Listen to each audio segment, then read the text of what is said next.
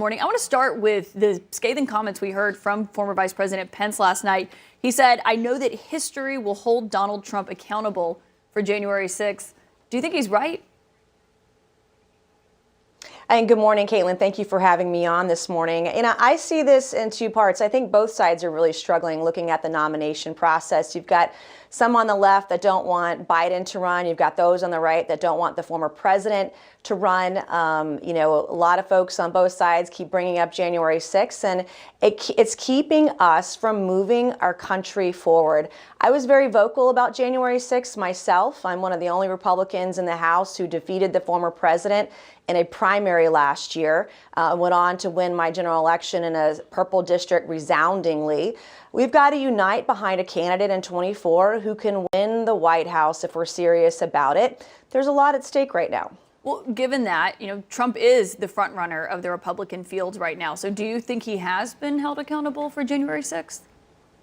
Well, he's one of the only candidates in right now, and I imagine by June and July of this summer, you'll see more than 2 or 3 candidates in that race. The Iowa caucuses aren't for another 330 days, and that's the start of it. I'm proud of my home state of South Carolina. We will be the first in the South presidential primary next year. We have a long way to go for additional candidates to jump in and see how the field lays out.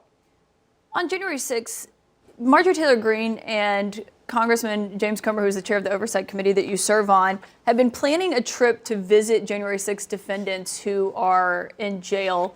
What do you make of that? Would you join them on a trip like that?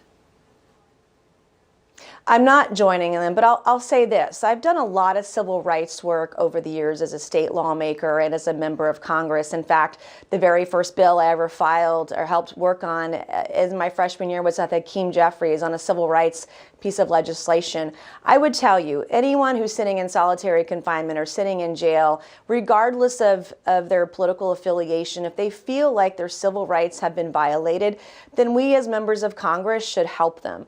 And this is something that I've worked on a lot over the years and something that I respect. I was the ranking member on the Civil Rights Committee on Oversight with Jamie Raskin last year.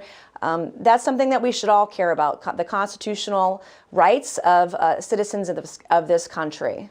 But given that, the other thing that Pence said last night was, he said it mocks decency to portray what happened on January 6th as tourists, as sightseers. Obviously, we saw that happen on Fox News this week after House Speaker Kevin McCarthy gave them 40,000 hours of footage. You have said you want other people to get that footage. Was it a mistake, though, for him to only give it to one outlet to portray it as they did? I said early on last month that the release of the footage was important, that it should be released to every outlet, including CNN, every media outlet, every defense attorney, so that the public can see for itself. And there was violence on that day. You cannot deny that. And it was a dark day in our history, but so too was the summer of 2020. We saw very few arrests when there were attacks by an organization, members of Antifa and Black Lives Matter. I had my house spray painted 2 summers ago, and no one's been held to account for that. And so we've got to make sure if there's going to be political violence in this country, no matter your political affiliation, everybody is treated and should be treated the same way. And we agree that CNN should also get access to that footage. Many media outlets would. I want to talk to you about the budget, because you just heard from the White House budget director about President Biden's proposal. When are Republicans going to release their proposal? I would like to know that as well. There's been a lot of discussion internally about what that might look like. The Freedom Caucus has put theirs out. We're still having that discussion. I will tell you, in the comments by the director of OMB on this program a few minutes ago, were disturbing to me, just not even as a member of Congress, but as an American, that this is non-negotiable. The administration's talking about a $5 trillion tax hike. That is not tenable for individuals and businesses, given the inflation that we're facing right now, given the possible recession that we're heading into.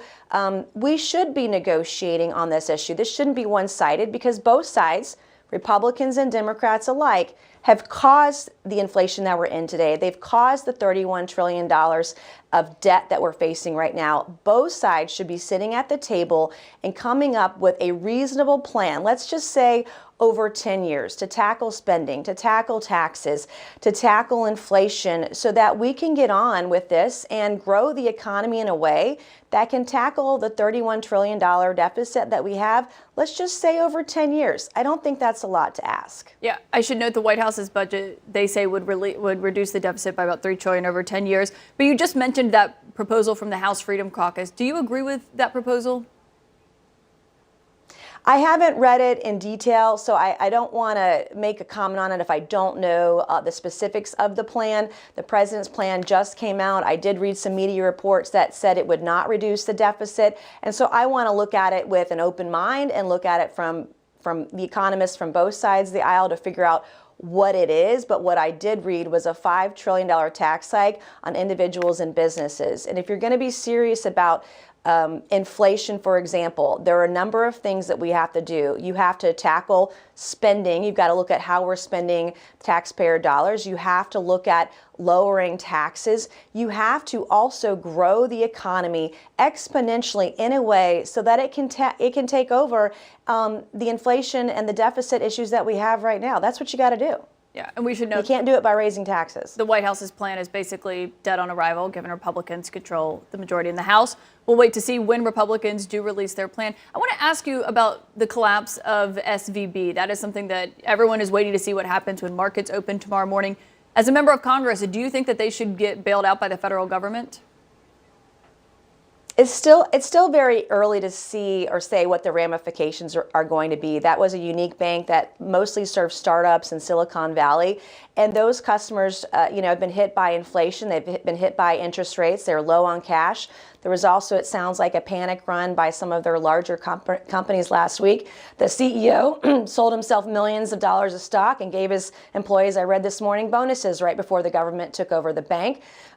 We cannot keep bailing out private companies because there's no consequences to their actions. People, when they make mistakes or break the law, have to be held accountable in this country. Okay, so just to confirm, you don't support a bailout, right? Is that what you're saying? Not at this time. Okay. It's still very early. Again, I don't even think been 48 hours, but at this time I would not support a bailout. I want to ask you about something your fellow South Carolinian, Nikki Haley, said. Obviously, she is running for president in 2024. She said this week that she supports raising the retirement age for people who are in their 20s when it comes to receiving Social Security benefits. Do you agree with her on that? I think that's something that has to be on the table we have to look at. I'm 45 years old. I'm assuming that Social Security will be insolvent, that I won't have retirement funds from what I've put into in my adult life, my working life. We do have to look at Social Security. We've got to look at our spending in this country, mandatory and discretionary. If we're going to take on fixing the Medicare, Medicaid, Social Security, you name it, we've got to get serious about it.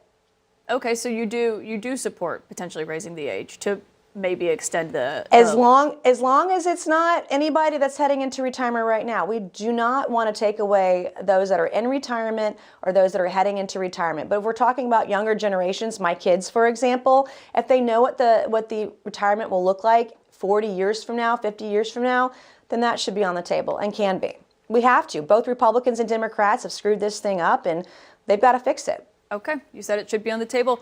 Congresswoman Nancy Mace, thank you so much for joining us this morning on all of these important topics.